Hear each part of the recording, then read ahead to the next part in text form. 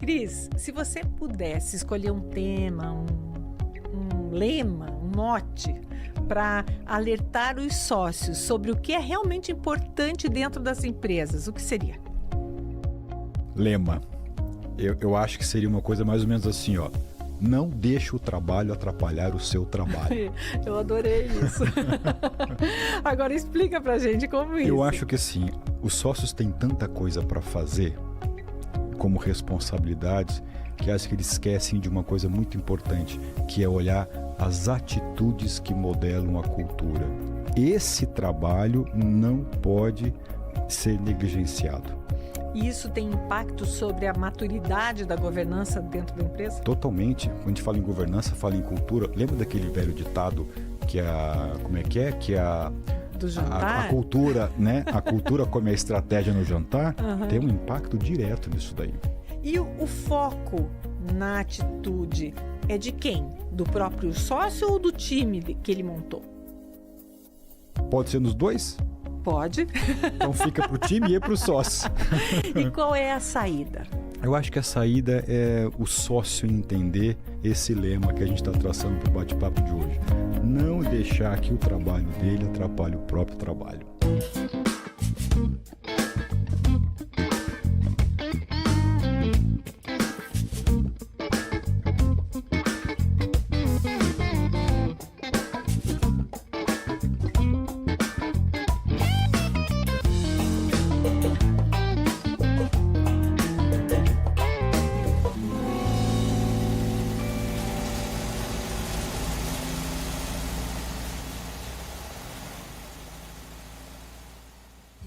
Estamos começando mais um episódio do Tem Saída e hoje para falar sobre um alerta aqui que o Cristiano nos traz. Não deixe o trabalho atrapalhar o seu trabalho. Oi, Cris. Oi, Vanessa, tudo bom? Tudo bem. Tudo bem. Explica que trabalho é esse que atrapalha o próprio trabalho. Que trabalho que atrapalha o trabalho, né? A gente tem uma definição para esse trabalho de senso comum daquelas coisas que são práticas, né? Sei lá, daquelas coisas que parecem ser mais tangíveis. Então você pergunta lá para a pessoa, escuta, qual que é a responsabilidade sua aí nessa cadeira? Qual que é o teu papel, né?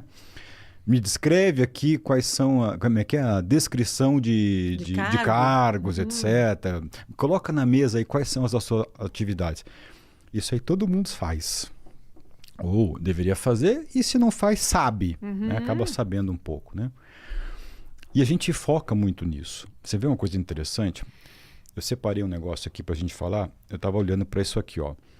Se você for lá, der uma gulgada, ou se você pegar lá um manual assim de boas práticas de governança, etc., e tiver assim, escuta, qual que é o papel, né?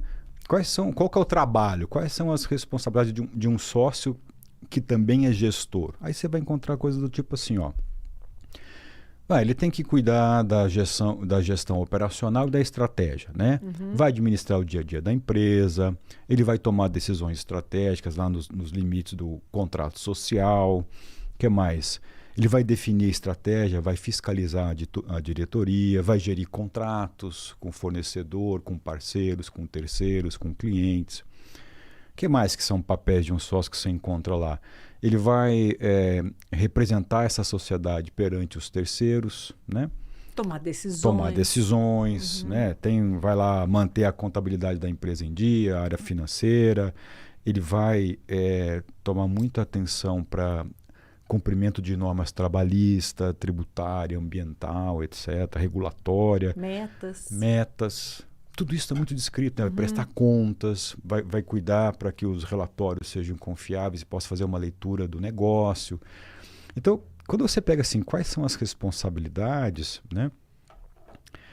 Isso é o que vem primeiro. Pô, isso aqui então é um trabalho de um sócio. Qual que é o teu trabalho? Meu trabalho é esse, é garantir isso daqui. Tá tudo certo. Tá lá, tem que fazer, tem que ser. Né? A equipe N1, N2, lá os líderes têm que se encarregar disso. Agora, quando você para pensar, e aí eu estou tentando sempre aqui no nosso bate-papo para pensar o seguinte: o que não está descrito? O que não está descrito? E eu só consigo, Vanusa, falar de coisas que eu acabo vivendo. Isso aqui é até um tema para a gente poder tratar aqui depois, né? Eu gosto muito de poder, na hora que a gente vem para cá para conversar, pensar o seguinte: o que eu vou bater um papo com a Vanusa, o que eu vou conversar com ela, eu já vivi. Se eu não vivi umas 5, 6, 10 vezes, eu fico desconfortável para falar. Não vai. Tenho opinião? Tenho. Tenho crítica? Tenho. Mas eu preciso entender o seguinte: eu já vivi esse negócio, eu estou vendo isso acontecer ou não, né? É uma premissa que assim, eu não me coloco isso de maneira rígida, mas é natural eu me importar dessa maneira. Então, o que eu estou falando para você assim, são coisas que eu vejo no dia a dia. Serem recorrentes, nas né? empresas, o que são os dramas nas empresas, o que são aqueles pontos de atenção na vida de uma sociedade, o que eu enxergo que tem numa sociedade como um ativo para a empresa, o que eu enxergo que não tem, né? E uma das coisas que eu gosto muito de colocar olhar, claro que é para o papel, para a responsabilidade, sobretudo quando a gente dá uma mirada no comportamento e nas atitudes. Porque no fundo, aquela coisa da cultura como a estratégia no jantar, você planeja um monte de coisa, você descreve qual é o papel, qual é o cargo, a hora que você chega lá, tá todo mundo fazendo diferente. Ah, mas já falei 1 milhão de vezes que tem que ter, que é assim que eu quero. Uma vez eu estava eu ia fazer um diagnóstico para entender assim, como é que estava a governança na empresa. Uma empresa já não era mais assim pequena, já era de médio porte. E aí o dono, que era o principal dono, ele tinha, sei lá, acho que 85% da operação. Tinha mais 2, 3 sócios lá com ele, mas ele era o fundador, era o controlador, etc. Aí ele falou assim: ô Cris, aí puxou da gavetinha, colocou um caderno, tá, olha isso aqui. Isso aqui é o meu manual, cara. Quer ser feliz aqui? Senta a bunda, leia e faça isso aqui. E ele escreveu o que podia, o que não podia. Eu quero isso, eu quero o comportamento assim, eu quero que o fulano da área tal faça isso, o da outra área faça aquilo. Eu deixei tudo aqui, tem os limites, pode isso, não pode e tal. Eu entrego isso para todo mundo que vem trabalhar comigo. O cara lê, ele assina. A pergunta que eu faço é a seguinte: por que eu estou conversando aqui com você, pedindo uma ajuda, se eu já expliquei para essas pessoas que eles têm que fazer isso e eles não fazem? Por que o ser humano não faz? Por que o ser humano não segue a regra? Por que ele não entendeu ainda que para ele fazer parte desse negócio, ele está ali o que a gente espera, o que a gente deseja em termos de postura, de comportamento, de atitude. Na prática, Cris, é tudo diferente. Mas por que assim? Ele ficou assim, ele usou uns... papel aceita tudo, né? Não é? Ele ficou assim uns 40 minutos, mas por que assim? Me explica por que assim. Eu falei, cara, eu tô trabalhando nesse tema há muito tempo, eu não tenho resposta para te dar. Só sei que é assim. A gente faz uma descrição, a gente faz um acordo, faz um protocolo, faz um combinado. Não basta. E não basta, né? Onde eu quero chegar com tudo isso? O trabalho, somente de um sócio gestor, de deixar bem claro esses papéis, de escrever, ele é super importante. Mas tem um outro tipo de trabalho que tem que estar muito atento a essa atitude, a esse comportamento, né? E eu acho que esse outro tipo de trabalho, Vanusa, pode ser que eu fale diferente daqui a pouco. Mas pelo andar das coisas que eu vou vendo na linha do tempo, eu coloco um peso de importância maior nele do que propriamente nesse trabalho, nessas descrições todas que a gente tá atribuindo, sabe? Uma das coisas que me chamou a atenção recentemente, assim, em 2 projetos de governança, eu vou trazer esses 2 exemplos para tentar ilustrar isso, para a gente bater o papo aqui, né? Me chamou a atenção, aí eu resolvi, deixa eu canalizar isso aqui para abrir uma discussão, uma conversa, porque é um exercício que está muito relacionado com isso. Eu estava nessas 2 ocasiões, imagina, eu vou falar ao mesmo tempo de 2 empresas, 2 sociedades. Uma delas tem lá 5 sócios e a outra por acaso também são 5 sócios, né? E participações assim bem equilibradas entre eles, tá?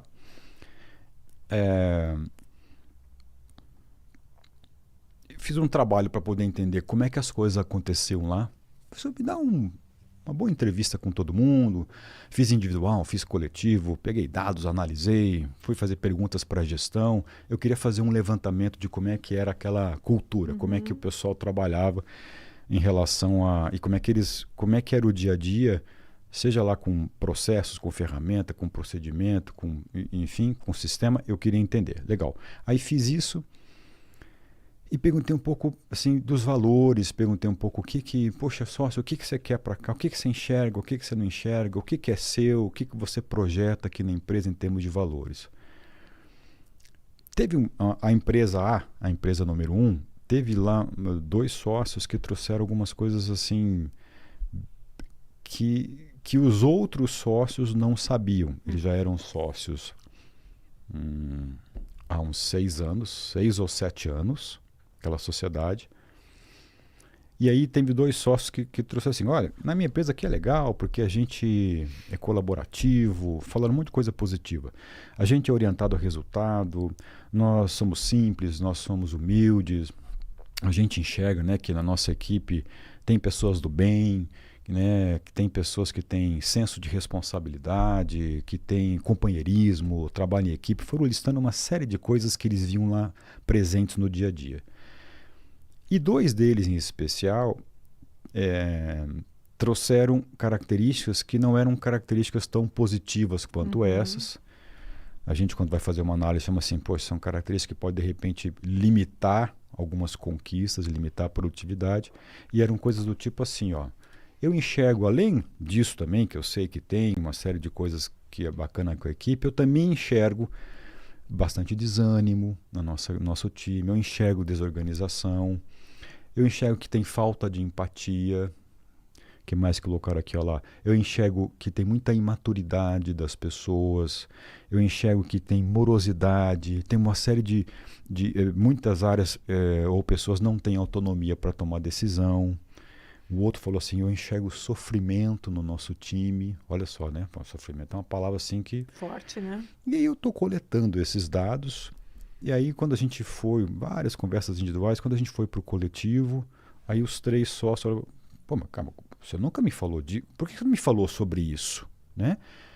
E o outro, mas realmente, está sendo uma surpresa isso para mim. Cadê? E aí começamos uma discussão para ver assim...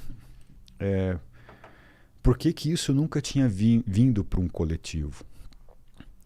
E aí, assim, resumo de outros bate-papos nossos aqui, né? A gente sabe, o ser humano não fala, o sócio não coloca, tudo que a gente já falou em outros bate-papos. Mas no frigir dos ovos ali, o ponto principal era o seguinte, um não quis colocar porque não queria magoar, um não quis colocar porque teve dificuldade, um não quis colocar porque os 2 sócios estavam animados com uma coisa, não queria não desanimar. O outro lá também não quis enfatizar isso aqui porque tinha uma voz um pouco mais secundária, a voz do sócio que era mais preponderante. Aquela empresa também tinha um sócio que era um controlador mais forte, sabe aquela assim, como é que você decide aí? Aqui as decisões são feitas em, como é que é aquele negócio? De acordo, quem leva, quem ganha no voto é aquele que tem, como é que é aquela história? Grita mais. É o baseado em decibéis. Né? Quem tem o maior decibel leva o voto. Então tudo isso mostrava que tinham 2 sócios que estavam atentos. Qual que é o ponto? Atento a uma série de coisas que poderiam ser limitantes e não tinham colocado isso. Há 6, 7 anos juntos. Vamos para outra empresa, outro exemplo. Depois a gente comenta os 2 mesmo. Numa outra empresa, lá também eram 5 sócios, a mesma coisa. Só que ali não eram 2 que tinham, todos tinham essa visão. Todos tinham visão muito positiva da empresa, né? Dos negócios, da cultura, mas com uma dose de crítica também bastante afiada. Nessa empresa número 1, quando você tem 2 sócios que se posicionam de maneira mais crítica, levando características que são limitantes, e os outros 3 não, você pega esses 3 que não fizeram isso, e é até um pouco estranho você imaginar uma ausência de crítica, né? Sim. É de se esperar de que um sócio está olhando aquele negócio, cara, isso aqui está bom, isso aqui não está bom. Quando tudo está muito maravilhoso, a gente costuma dizer também, pode até ter uma baixa análise em relação a algumas críticas. Nessa empresa de cá, na segunda, todos eles tinham pontos positivos e todos eles também tinham pontos negativos, Era né? mais limitantes. realista. Mas ainda assim não tinham tratado disso no coletivo. Quais os pontos? Parecidos com outros que citaram aqui. Né? Aqui tem rivalidade no nosso time, tem desânimo, tem muita desorganização, tem estagnação, tem injustiça. Isso aqui é forte, né? Você pega um sócio, na minha empresa tem injustiça. Né? Que mais? Tem morosidade, tem inflexibilidade, tem pressão no ambiente de trabalho de maneira exagerada, não é aquela pressão que o pessoal fala assim, uma pressão positiva tal, é uma pressão exagerada. Também tem pouca autonomia para decidir. Foram trazendo coisas que são meio semelhantes nos dois exemplos, mas ali os 5 dessa empresa número 2 nunca tinham sentado na mesa para poder tratar disso. E eu venho colecionando esse tipo de experiência, né? Então, quando eu olho para aquilo assim, qual que é o papel de um sócio, né? Tá olhar para a gestão, tá preservando o objeto do contrato social, garantir relacionamento com o fornecedor, com o parceiro, tudo aquilo que a gente falou.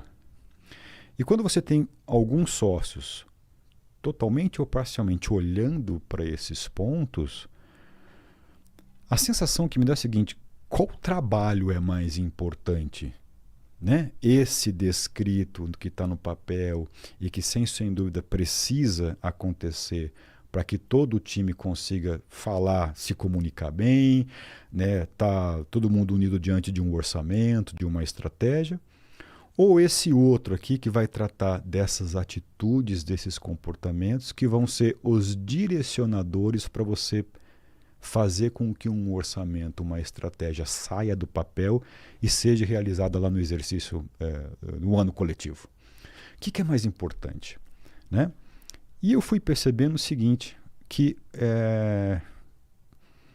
por uma série de razões, medo, insegurança, medo de magoar o sócio, medo de falar, medo de se posicionar, né? Que mais? Não tem também uma certa prepotência aí?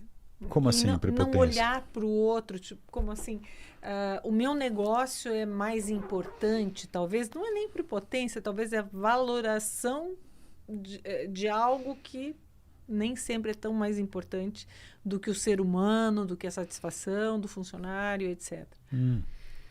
Eu acho que em alguns casos se aplica bem. Uhum. Não sei se em todos, mas em alguns casos se aplica super bem. Né? Acho que tem uma prepotência, às vezes é um ego um pouco maior, uma coisa de eu mando aqui, eu não olho muito para os outros. Né? Eu acho que isso pode acontecer sim. Né? Agora, mesmo que você não tenha isso de maneira exagerada, eu percebi, né, nessas situações, em outras situações que são parecidas, que existia uma espécie de uma negligência. Não sei qual é a melhor palavra para usar. Vamos usar negligência. Pô, ou eu não estou vendo, ou eu estou vendo e não quero ver, uma negação. Ou faço de conta que não vejo, ou eu, por minhas razões, pelas minhas próprias limitações da minha atitude, eu não consigo trazer isso para a conversa. Até porque dá trabalho também, né? Não é? É um trabalho que dá trabalho. Eu acho que esse dá muito mais trabalho, né? Só que acontece que quando você vai cobrar a população da sua empresa de fazer, de cumprir as ações, de garantir as entregas, se essas atitudes, realmente você percebe uma cultura com essas atitudes fazendo parte como característica, o negócio vai sair muito meia boca. O negócio vai sair problemático. Né? Ou vai sair torto, ou você não vai conseguir tirar a melhor produtividade. Então, gente que trabalha arrastando corrente, ou que está um peixe fora d'água. Né? Poxa, para mim isso aqui tem desânimo, tem sofrimento, como é que é? Tem rivalidade, tem isso.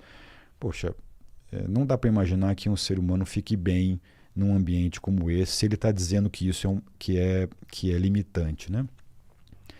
Então, eu fui percebendo, Vanusa, que o trabalho atrapalhava o trabalho desses sócios. Né? O trabalho do escrito, dia a dia. ele fazia com que a gente negligenciasse esse outro tipo de trabalho. E foi aí uma vez que eu acordei de madrugada e falei, cara, assim, os sócios não podem deixar o trabalho atrapalhar o trabalho. Faz um paralelo, né? Aliás, antes do paralelo, né, você imaginar o seguinte, por que eu estou colocando isso? Porque eu vi uma série de outras empresas que trataram dessas coisas. Tendo sucesso. Cara, a produtividade aumenta. Quando você vai, principalmente, como é que é o jeito, como é a forma como as pessoas dessa empresa vão entregar aquilo que se espera. O ambiente propício para isso, baseado em valores, baseado nessa cultura, né? Que no fundo são atitudes e comportamentos, é o jeito que você faz. Qual que é o jeito que você vai cumprir aquilo que é descrição da sua atividade. As empresas que também fui vivendo no tempo, que investiam nisso, quando você pega lá a série histórica, de uma certa maneira você aumenta a produtividade. Né? Uhum. Claro, você vai ter gente remando com mais força e com mais ânimo. Fora Feliz, que é mais divertido, pelo menos. Né? No mínimo você ganha em clima. Sim. No mínimo você ganha em clima. Legal, então eu fui entendendo o seguinte, que muitos sócios deixavam o trabalho atrapalhar o seu próprio trabalho, porque, quem sabe, esses sócios nem sabiam que era trabalho. Uhum. Olhar para a atitude.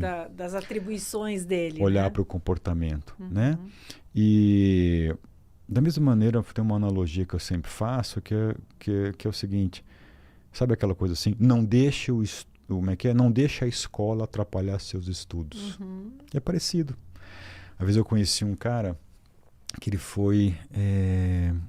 ele começou 6 ou 7 graduações e não terminou nenhuma. E ele, uma coisa, falou algo parecido com isso. Não era isso, mas era um assim, cara, eu vou lá, vejo, não, isso aqui não é para mim, isso aqui está muito fora, eu vou estudar sozinho. Isso aqui está me atrapalhando. Uhum. Né? Então tem uma pitada de ironia, com uma pitada de rebeldia, também, né? Barra verdade nisso, que faz com que não deixe a escola atrapalhar o teu estudo. Não deixe o trabalho atrapalhar o seu trabalho. Entenda, abra os olhos para alguma coisa. Em outras palavras, é o seguinte, sócio, viu, tem que falar. Enxergou, tem que trazer. Está na dúvida, traz que tem dúvida. Tem feeling, não negligencie o feeling. Uhum. Mesmo que você não tenha certeza, ou viu um fato, é só uma percepção, traga a percepção. Tá com receio, converse com alguém. Assim, como é que você faz para ter um pouco de coragem em colocar os seus receios na mesa? Esse trabalho, ele acaba sendo negligenciado perante esse outro trabalho de cá, quem está separando desses dois mundos. É isso que eu sempre fui vendo, sabe? Uhum. E acho que isso é um mau negócio. Deve impactar nos resultados, certamente, né? Você acha que porque a gente tem uma tendência a não querer falar de assuntos desagradáveis, né? Uhum. É muito mais fácil fazer de conta que tudo vai muito bem. Então, você acha que isso no ambiente empresarial também acontece? Às vezes, o sócio, o gestor, ele faz olhos, né? Passa um olhar assim geral, ele não quer pontuar, ver os pontos negativos, porque aquilo é desagradável ter que tratar. Pode ser isso? É uma coisa até humana, né? Assim, do ser humano. Eu acho que pode ser isso, né? Eu acho que dá preguiça, eu acho que é difícil, né? Eu acho que fruto do dia corrido não tem tempo. Eu acho que as variáveis vão ser gigantes, Vanusa. Tá. Né? Cada um vai trazer um pouco disso, né? Fica mais fácil colocar a sujeira debaixo do tapete, deixa lá. Deixa passando, etc. O problema é que esse trabalho que não é realizado, ele está muito relacionado com a produtividade, a forma como o time vai operar, né? E tem sócios que tem umas verdades, assim. Você vai falar, mas aqui é o seguinte, quem pensa muito não executa, né? Então, ou quem executa não pensa. Isso são mundos distintos, né? O outro lá quem idealiza muito não realiza. Né? Então é o seguinte, não dá pra gente ficar pensando, não, o negócio é realizar, vamos embora, tem que entregar, tem que correr, tem que ser objetivo, vai fazendo. separar essas duas coisas, né? Quem sonha muito não vive, quem vive não sonha. O que é mais importante, né? Dá a impressão que às vezes só, o trabalho é esse aqui, não é esse aqui. Quem faz muito isso não faz aquilo. O alerta que eu trago é o seguinte: na condição de sócio, se a gente está separando o mundo aqui em dois trabalhos, trabalhe os dois. Não deixe que um atrapalhe o outro. O que é mais comum, pelo menos, ou eu sou sempre aquele azarado e tenho uma sorte que eu não vejo outra coisa, mas o que eu costumo ver é o seguinte: eu vejo o sócio deixando que o trabalho dele atrapalhe esse trabalho que tem que ser feito, sabe? Então, o que eu gostaria de ver, né? Se a gente pegasse aquela descrição que existe, que a gente falou aqui, lá de quais são todos os papéis, as atividades de um sócio, se ao lado daquilo, né, a gente tivesse coisas do tipo assim, preste atenção, além de tudo isso, para o jeito como as pessoas desempenham o seu papel. Isso tem a ver com o sócio poder ser uma pessoa ali que vai estar ativa nos feedbacks e apontando o que está acontecendo. E mais presente, talvez, no dia a dia das várias áreas da empresa. Eu acho que... Se ele ficar lá no topo, ele não vai conseguir sentir isso. Não é? Então, veja, esteja atento a esse jeito. E tem sócios que até andam por todos os cantos, tem sócios que estão bastante presentes, mas aí vê o jeito, mas não atua no jeito. Né? E o que eu queria que tivesse do lado ali? Faça intervenções, participe em conversas difíceis. Não fique só nas conversas fáceis. As conversas fáceis é um trabalho. A conversa difícil também é um tipo de trabalho. Não deixe que esse trabalho atrapalhe esse outro aqui. Né? Aprenda a dizer que você não sabe quando você não sabe, ou aprenda a dizer quando é para dizer não é não, quando é para dizer sim é sim.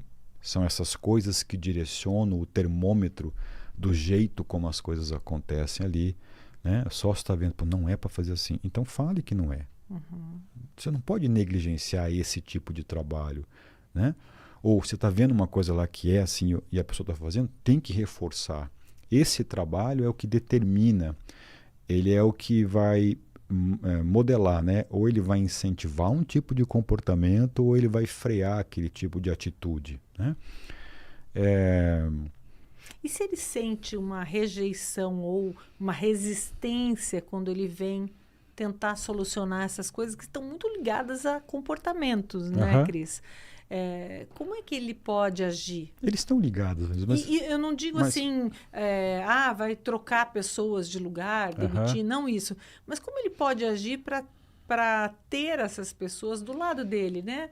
Para que elas comprem as ideias dele e não rejeitem tanto. Não é fácil fazer isso. Vou trazer um outro exemplo para você que acho que vai bem de conta ao que você está falando aí. Sentado numa reunião de conselho, tínhamos acabado de fazer um rascunho, não estava escrito ainda na versão final sobre qual que era a estratégia do negócio, principalmente estratégia ali de 1 ou 2 anos, de curto prazo, né?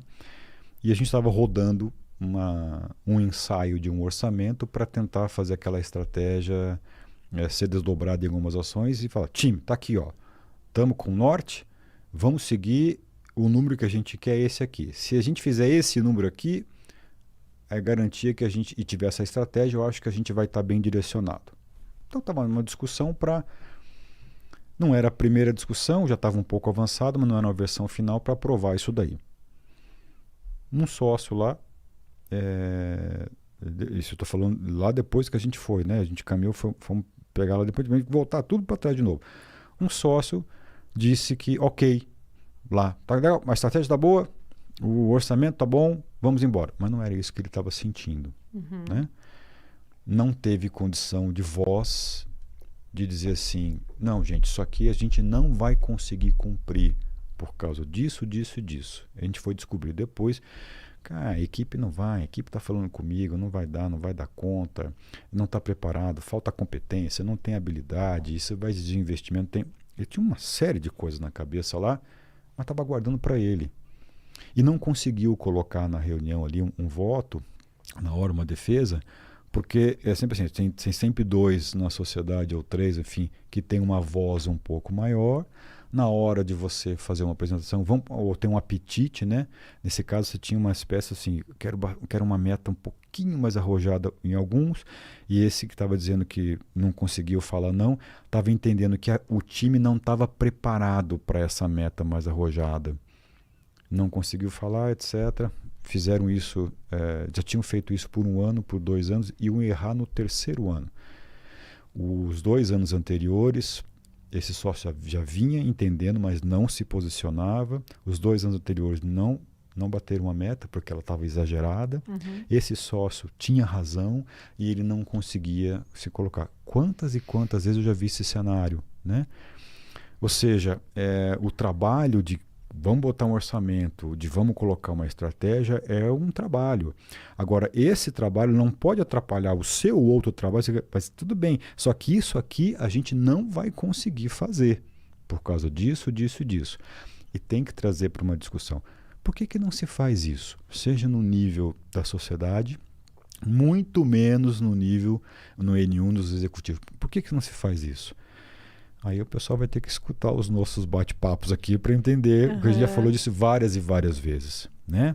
Então, a conclusão que chega é para uma falta de comunicação, uma falta de posicionamento, por receio, por medo, por uma voz mais fraca em frente a uma preponderante. N razões. O que eu percebo é que tem sempre um trabalho que atrapalha o outro trabalho. Uhum. Isso para mim é uma constante no mundo corporativo, especialmente em empresas, né, onde você tem ali a figura de um sócio gestor que está perambulando ali também pelo dia a dia e dando seus pitacos, né? Você acha que os sócios de empresas familiares, vamos trazer aqui para o nosso público mais assíduo, né? Eles deveriam ter sempre deveriam ter um conselheiro, tipo, né? Porque me parece que quando você está de fora, fica mais fácil enxergar, até por essas atividades que você, por exemplo, faz com cada um e depois os reúne e coloca as situações. Será que não seria uma boa estratégia sempre ter alguém de fora ali olhando o que está acontecendo para poder estimular esse que não tem voz ou trazer o assunto dele, ajudá-lo a trazer esse assunto para a pauta? Não seria uma boa ele já fazer parte da organização essa ideia de ter um conselheiro ali, um advisor? Olha, eu não sei se isso é uma pergunta ou se isso é uma afirmação. Eu acho que são as duas coisas. Eu acho que você está falando aí vamos dizer assim, é olimpicamente irreparável. Não precisa consertar nada do que você falou. Uhum. Concordo 100% com você. 100% de acordo. Você resumiu bem, né? Por que assim? Mas não só lá, em qualquer atividade de grupo, instituição, organização, família. Né? Seria ótimo ter um terapeuta familiar quem sempre. Quem está de fora sempre, né? O Freud dizia que o nosso inconsciente está um palmo do nosso nariz. Todo mundo vê, menos a gente. Então essas nossas atitudes, essas, né, que a gente fala sim quando quer falar não, quando tem que falar não fala, quando tem que escutar não escuta, atropela, centraliza, não delega. Tudo isso que a gente vai colocando como atividades inerentes, né, que tem que estar sendo estudadas, muito bem desenhadas, muito bem descritas. Eu vou até onde? As alçadas, tudo isso. Eu acho que a gente não consegue enxergar mesmo. Porque né? eu também penso que tem que ser um profissional, porque não pode ser assim, o amigo que acha, porque ele sempre vai pender para o seu lado e às vezes vai colocar lenha numa fogueira que não há necessidade de colocar. E ser um profissional, digamos assim, em casa a gente tivesse um terapeuta familiar do lado seria perfeito. Numa empresa, ter alguém da área de aconselhamento, né, seria muito bom. Então não dá para ser qualquer pessoa. Você não pode pensar que o amigo vai te ajudar nisso, e sim uma pessoa especializada. Uma pessoa imparcial, que não vai ter o mínimo de viés possível. Sim. E que conheça dos meandros, com conhecimento, né? com competência, né? Que tenha todos os predicados lá para poder te ajudar, né? Em síntese, é isso que se espera, por exemplo, de um conselho, ou é isso que se espera de um consultor, é isso que se espera de um advisor, de um mentor, de um coach. É alguém de fora, de um psicólogo, é alguém de fora para poder colocar um ponto de vista, colocar um espelhozinho para o outro. Falar, você está percebendo isso aqui, né? Que você fez, etc. Então, eu sou super de acordo com isso daí. Porque também não adianta ter, por exemplo, um conselho, mas você não sabe se colocar ali dentro do conselho. Né? Sempre vai ter alguém que vai assumir uma liderança. E você não pode ter medo de ir lá e colocar a tua opinião. Aí, para isso, ter um conselheiro aqui dizendo assim, vai lá, coloca a sua opinião. Quem sabe assistindo os nossos episódios aqui, a pessoa também possa se estimular e até encontrar dentro dela essa coragem, porque não é fácil, né? Não é fácil. Eu começando um outro projeto agora, que a primeira coisa que eu detectei ali é o seguinte, é uma sociedade de 4, e aí essa sociedade ela tem, coincidentemente, 4 negócios.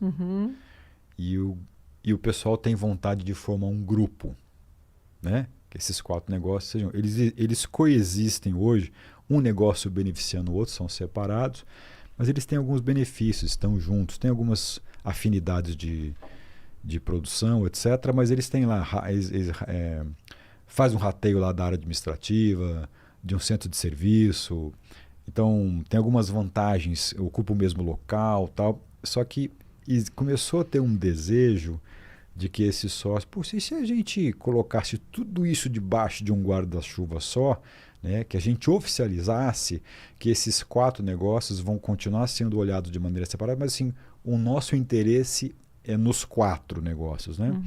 Então, algumas coisas provavelmente vai baratear até, vai facilitar, desburocratizar. E aí o que acontece é que eles pediram uma ajuda. E aí, quando você vai conversar com um, esse aqui tem uma série de condições. Esse 2 aqui tem uma série de outras condições. O 3 tem outras e o número 4 tem outras condicionantes. Então, eu que estou escutando os 4, eu tenho a prerrogativa de saber a cabeça de todos. A hora que eu começo, no primeiro momento, fazer um match, eu falei, caramba, isso aqui não vai ser fácil de fazer. Tem interesses que são próximos, tem interesses e vontades, predileções bem distantes, né? E pela minha experiência, como é que você faz para isso se organizar num consenso ou num norte comum? É muita conversa, é muito exercício crítico, é muita orientação para saber, além de coisas práticas, o que é que você deseja, o que é que você imagina que você quer, como é que você enxerga, para onde você quer ir, etc. Então você começa a fazer uma série de trabalhos que você vê assim, puxa, para fazer uma convergência de uma vontade que esses sócios têm de um grupo, a gente precisa acertar uma série de arestas, uma série de pontuações, né? Então, alguém de fora para vir para fazer isso é essencial. E não é uma coisa que acontece em 24 horas. Porque daí você vai envolver coisas práticas, tangíveis e intangíveis que estão na cabeça do sócio. O sócio é uma figura sonhadora. Todo sócio sonha, todo sócio tem um ideal, todo sócio tem uma vontade, tem um desejo para o seu negócio. Vários sócios tratam o negócio como filho, né? Quer ver uma projeção. E está errado isso? Não está errado, está tudo certo. Desde que os outros sócios também queiram a mesma coisa para esse filho. São 4 filhos ali. Se todos quiserem a mesma coisa para os 4 filhos, está tudo certo. Agora, se eles quiserem coisas distintas, né? Sim. Então, fazer esse orquestramento requer uma visão de fora. Porque se você coloca ali, e se são pessoas que já convivem há algum tempo, e mistura um pouco de amizade, de companheirismo e tal, é difícil, hein? É desafiador. E como conselheiro, digamos assim, como advisor, né? Você acha que a tua formação, por exemplo, que começou lá com a psicologia, você trabalhou com pessoas, isso te ajuda hoje? Seria uma característica que quando os sócios vão contratar alguém, eles precisam descobrir, não necessariamente ser alguém formado, que teve uma formação na psicologia, mas que tenha esse olhar humano, que tenha esse olhar de conhecer e gostar de pessoas.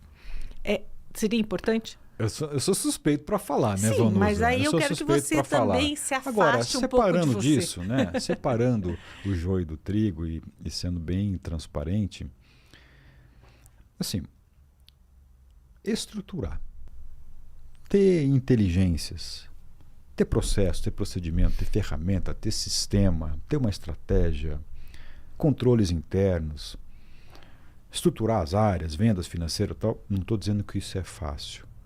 Mas eu estou dizendo que isso é mais palatável, mais tangível. Você tem uma diversidade de competências. Já está consolidado isso. Você consegue comprar essa inteligência, você consegue desenvolver, você consegue se instrumentalizar, traz pessoas capacitadas para isso. Eu diria que não é simples, porque tem muitos atropelos, mas é mais fácil de você visualizar, né? Agora, quando você vai para a esfera do jeito como as coisas acontecem, na cabeça, no comportamento, na atitude, o que eu vim percebendo ali no tempo? O sócio dedica energia para esse canto aqui, ó, esse canto aqui. Para o que não prático, menor. Quem está de fora, quando vai olhar isso, investe muita energia naquilo que é prático. Então, essa sempre foi uma grande crítica minha, sabe? Então, quando você vai... e aí eu volto para um exemplo que justifica, né? Não deixe a escola atrapalhar os seus estudos. A escola trata muito a academia, a escola, a regra, o direcionamento, os cursos, a tendência, o conhecimento, a competência. Ela trata de descrever de fio a pavio aquilo que são coisas práticas em termos de estrutura, em termos de processo, de procedimento, etc. Fala muito pouco dessa outra. Me lembrou uma frase que você falou em alguns episódios lá, mais no começo do Tem Saída, que era fica mais fácil buscar solução de prateleira, né? Não é? E aquilo que não está na prateleira que talvez seja o diferencial. Você busca na prateleira, está perfeito. Aí quando você tem que customizar para aquele tipo de atitude que tem ali. Senão aquele produto lá, né, aquela solução de prateleira, se essa atitude for A, resolve. Se ela for B, quem sabe não vai resolver. Você precisa mexer nisso. Então, ao lado daquela descrição tradicional, o que eu tinha vontade que tivesse descrito? O que a academia, o que o manual, o que a regra, o que a escola poderia trazer? Poxa, ao lado de todos esses pontos aqui que tem que ser o trabalho de um sócio, a gente também tem que colocar que tem que ser empatia, tem que ter transparência. Eu notei umas coisas aqui, ó.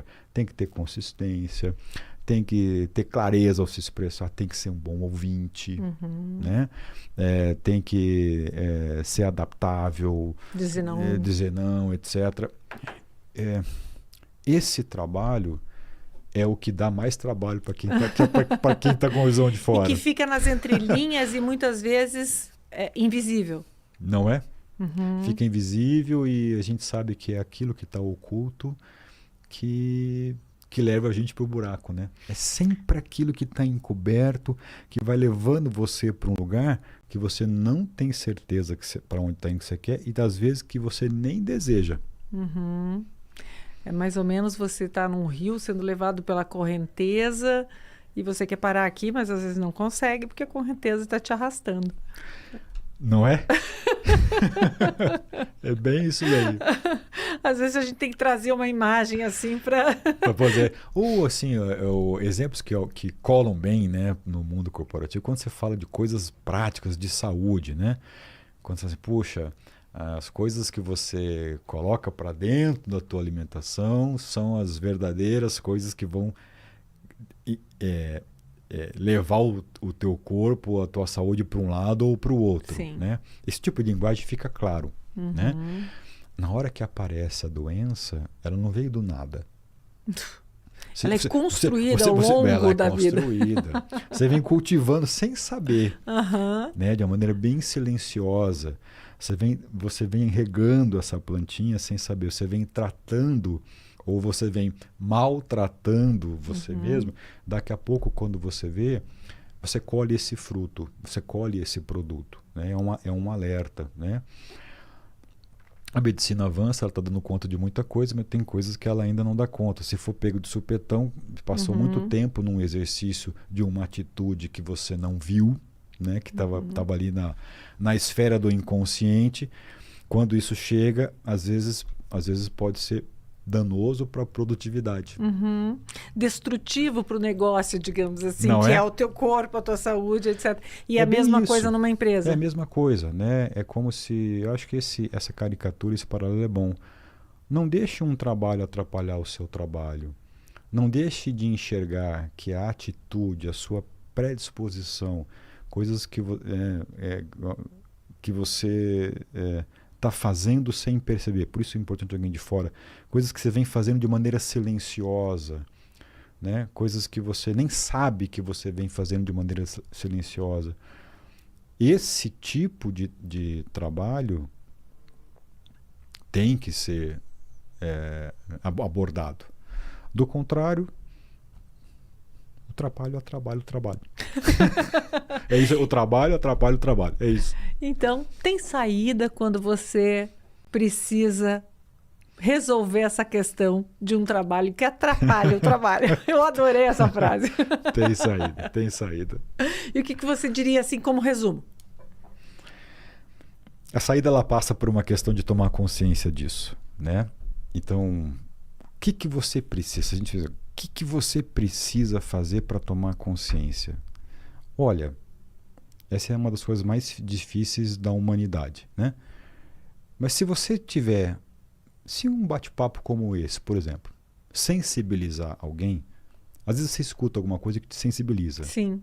Te dá um alerta, dá um toque, uma dica, um livro que você lê, um artiguinho, uma música que você escuta, alguém te fala alguma coisa, um vídeo que você viu, uma charge que você viu, aquilo serve como te dá um insightzinho, te dá um, né?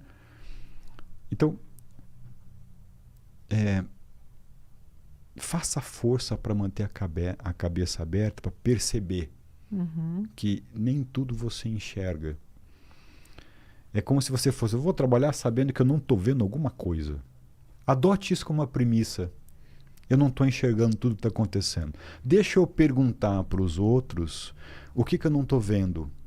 Então, se você tiver essa predisposição, abrir a cabeça para estar atento, para saber assim, eu não estou enxergando o que está acontecendo, eu acho que é o passo para você entender assim, deve ter um monte de trabalho que eu não estou fazendo. Bacana isso, hein? Então, e aí na sua empresa, qual é o trabalho que não está sendo feito? Qual é o trabalho que atrapalha esse trabalho? Responde pra gente aqui nos comentários e se você tiver alguém para enviar, envie esse episódio, porque às vezes a pessoa não sabe que ela está deixando passar coisas que estão ali claras até nas entrelinhas, né, Cris? É. Eu acho que é uma boa dica mandar esse episódio. Eu acho também. Então tá bem, a gente espera a sua sugestão, o seu comentário e que você encaminhe para outras pessoas, porque eu acho que alertas como esses realmente podem fazer a diferença, seja para chamar alguém de fora ou para começar a escutar e perguntar dentro da própria empresa. Né? Isso daí. Muito obrigada pela audiência e até a próxima. Tchau. Tchau, pessoal. Até a próxima. Tchau, Cris. Até, Vanusa. Tchau.